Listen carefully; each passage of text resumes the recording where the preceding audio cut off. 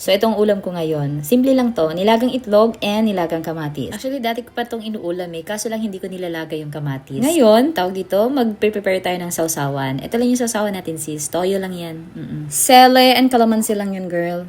O, diba? Ang daming toyo. Okay, ang toyo sis, hindi inuugali. Sausawan yun. Pwede na lang kung gusto mo maging sausawan. So, ayan na, naluto na ang ating nilagang etlog and ang ating nilagang kamatis. So, napakasarap niyan, girl. Oo, ayan. Dudurugin natin yan, sis, kasi baka mamaya may masamang wormies. So, bago natin mapindot si anxiety, i-check muna natin yung kamatis. Baka mamaya may mga nasama na hindi angkop sa ating mga resistensya. Ano daw? So, meron pala akong leftover na dried fish. And say hi to my friend. O, diba? Kumakain din siya, sis. Kasi siya ang nagsabi sa akin yan. Yun daw gusto niyang ulamin. Kasi kapag nag-uulam siya ng ganyan, naalala niya yung lola niya. So sabi ko, okay, why not? Itatry ko. Kasi ipiprito ko sana yung kamatis. O ayan na, nadurog ko na sis. And then, after ko siya madurog, ilalagay natin yung itlog. O, diba? And then, ang ating toyo na maraming calamansi and silay. Ngayon, alam mo na, kapag gusto mo ng ulam na simple lang, ayan, napakasimple na yan at napakasarap. Yun nga lang, ding ang bato. Darna na to.